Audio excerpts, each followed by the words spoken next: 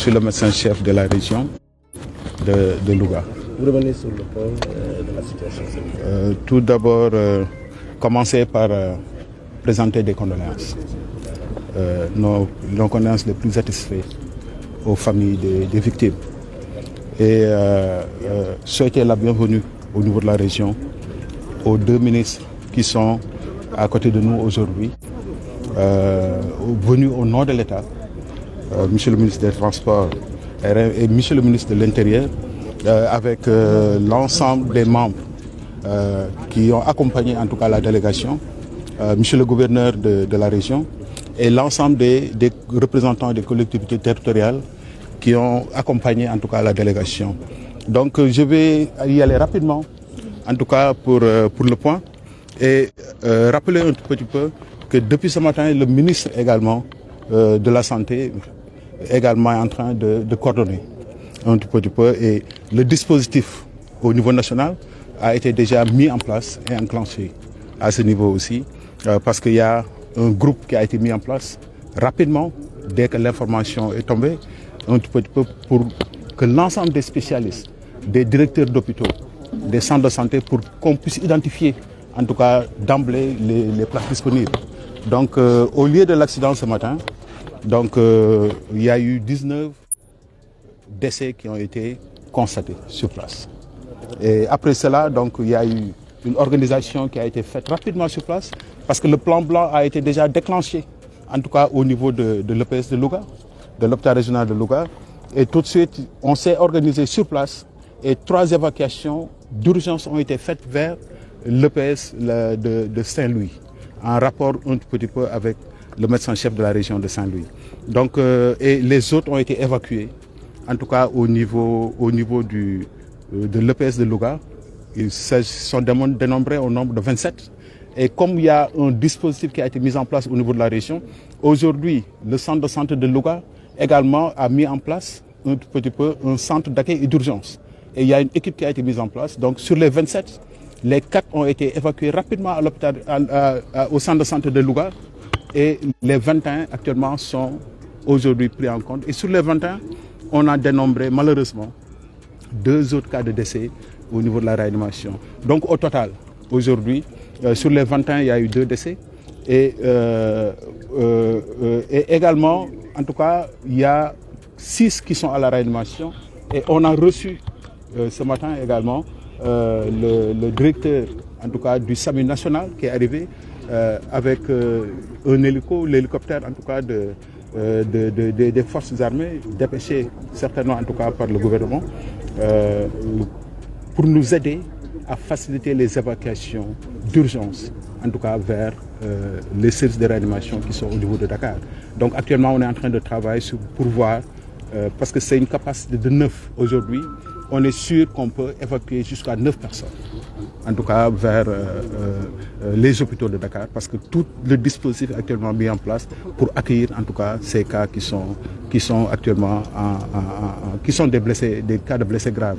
Pour le reste, aujourd'hui nous sommes en train de travailler avec l'équipe, en tout cas du centre de santé, mais également l'équipe de l'EPS, et tout le personnel est engagé aujourd'hui. Et il y a un appel qui a été fait également pour véritablement qu'on puisse donner du sang.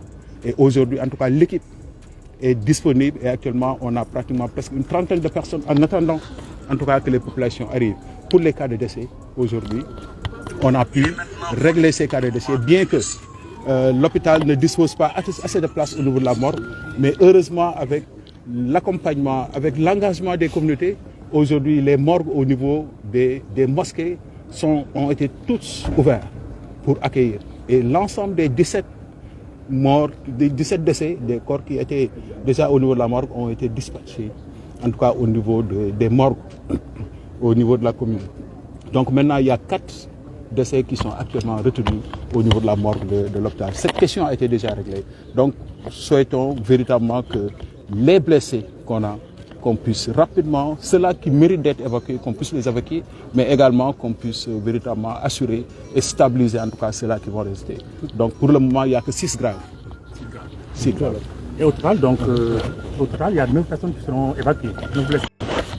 pour le moment, on est en train de faire le point pour voir parce qu'il y a des gens qui seront stabilisés et qui pourraient être pris en charge. Parce que comme vous le savez, donc, il y a eu énormément d'investissements qui ont été faits, en tout cas par l'État du Sénégal, au niveau des structures de santé les plus périphériques. Au niveau de l'hôpital de Louga, aujourd'hui, on est capable, en tout cas, de prendre en charge certains cas si on parvient à les stabiliser. Aujourd'hui, en tout cas, l'équipe est en train de travailler pour stabiliser un tout petit peu ces cas. Mais ce qui est sûr, c'est qu'il y a 6 cas dont on est sûr aujourd'hui que ces cas doivent être évacués. Mais ceux qui sont à Saint-Louis, on a évacué à Saint-Louis. Nous évacué Saint-Louis. Oui, le état est stable. Je viens juste de raccrocher avec le médecin-chef de la région de Saint-Louis. Et alhamdoulilah, pour le moment, en tout cas, le traitement est en train actuellement d'être fait pour cela, ces 3 qui ont été évacués sur Saint-Louis. Donc, maa ngi déjà di jaale ñi nga xam ne ñoom ñooy famille yu ñi nga xam ne ñoom ñoo ci ñàkk seen i bakkan ci accident bu métti bi xew ci suba à Louga. Donc di remercier également di delloo njukkal état wu Sénégal parce que tey boo xoolee ñaari ministre teew nañ fi muy le ministre de l'Intérieur mais également le ministre des Transports routiers. Donc pour dire tout simplement que même le ministre de la Santé depuis ci suba ba léegi amul jàmm mi ngi woote mi ngi organiser Dakar également pour les différentes équipes. Donc bi accident bi amee nag daanaka liñ ci nemmeeku mooy am na fukki nit ak juróom-ñeent ñi nga xam ne dañoo ñàkk seen bakkan sur place. Donc ñu am nag 27 ñi nga xam ne ci sur place aussi am na ñetti nit ñi nga xam ne yóbbu nañ leen Saint-Louis parce que xaaruñu sax parce que dispositif bi nga xam ne bu amee accident moom la région war a am boobu dafa fekk déjà mi ngi ci région bi alhamdulilah te kooku ñu ngi ciy remercier gouverneur bu baax a baax parce que moo ñu encouragé ci loolu ba ñu mettre ko en place. Donc sur place évacué nañu ñett ñi nga xam ne dem nañu Saint-Louis ñeneen ñi des la ñu indi à Louga. Donc bu ñu ñëwee Louga aussi malheureusement am na ñaar ñi nga xam ne ñàkk nañ ci seen bakkan ci réanimation bi. Donc ñi ci des dañoo xool ci région bi parce que boo xoolee nekkatuñu rek hôpital parce que boo xoolee ci centre de santé yi aussi dañoo mettre en place li nga xam ne mooy unité d'accueil et d'urgence. Et foofu am na ñi nga xam ne formé nañ leen tàggat nañ leen ko ñu mën a jël en charge ay malades donc ñooñu aussi indi nañu ñeenti malades teg leen fa. Donc ñi ci des mooy ñaar fukk ak benn yi ci la ñu am ñaar ñu ñàkk seen bakkan malheureusement mais ñi ci des ñëpp daanaka am na juróom benn yu nga xam ne ñu ngi réanimation. Donc ñooñu la ñuy xool tey pour xool nan la leen di joxe le maximum de chance dolli leen chance bu bëree bëri te alhamdulilah am na hélicoptère bi nga xam ne déjà gouvernement bi mobilisé na ko ba mu egsi hélicoptère boobu mun na jël ba juróom-ñeenti nit mais fu ñu toll nii dañuy xool ci juróom-benn yooyu nan la leen di préparer pour mën leen évacuer rapidement en urgence ci vers Dakar fi nga xam ne en réalité nañu gën a am chance véritablement pour survivre. ñi ci des nag am na ñi nga xam ne ñu xare ñu nekk ci hôpital bi alhamdulilah parce que depuis quelque temps également li ñu nemmeeku mooy état bi def na effort yu bëri ci équipement li nga xam ne mooy hôpital ci personnel mais également ci matériel te am nañu yaakaar ni ñi nga xam ne ñoo deskat ñu war leen jël en charge ci hôpitalu Louga bi alhamdulilah yaakaar nañ ne nañ ci mën dara ba stabiliser leen. Donc fi ñu toll nii l'équipe baa ngi yëpp ngi ciy liggéey am na équipe bu spécialiste bu jógee Dakar ñëw pour jàppale ñu boole kook ñi nga xam ne tey dañoo mobiliser personnel bi yëpp à l'hôpital pour ñu mën a jàpp. Donc leneen li nag moom mooy deret bi parce que deret nekk na li nga xam ne kenn du ko jënd donc nit ñi rek ñoo mën a génn maye deret pour jàppale seeni morom. Donc aujourd'hui également ñu ngi def nañu lancement bi ba nit ñi population bi kat am nañu yëg-yëg te ñu ngi déplacé wu bu baax ñu ngi ñëw à l'hôpital pour maye deret pour sauver des vies.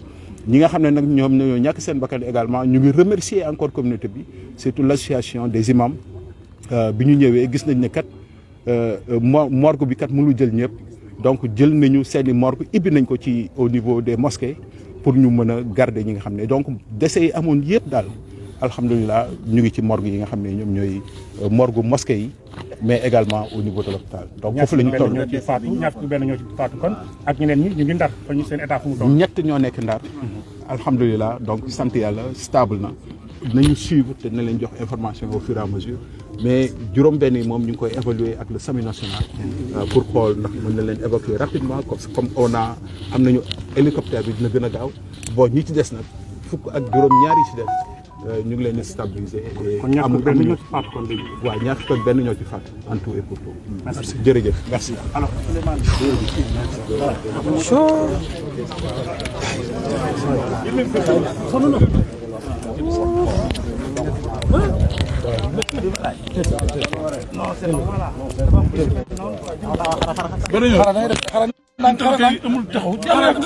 bari ñëw bari jox ma boobu baru jox ma ruus bi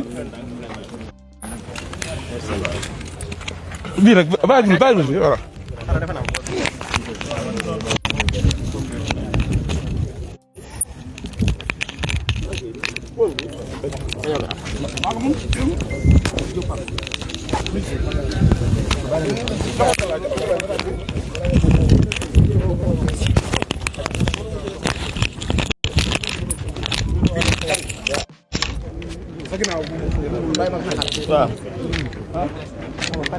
mooy bu guddi gi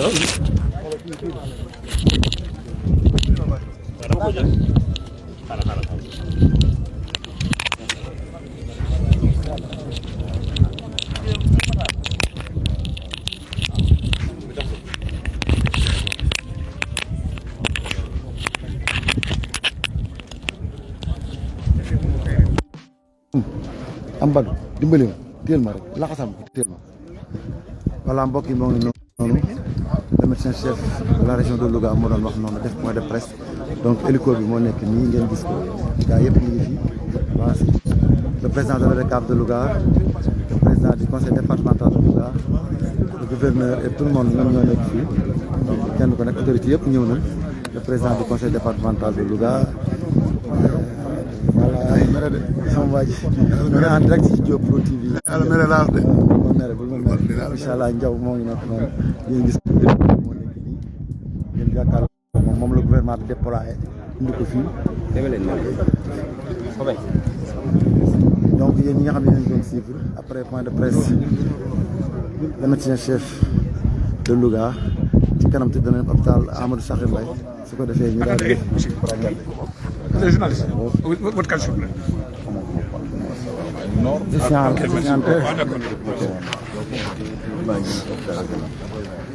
voilà kon mbokk yi ci kanam tuuti ñu dem hôpital Amadou Sakhir Mbaye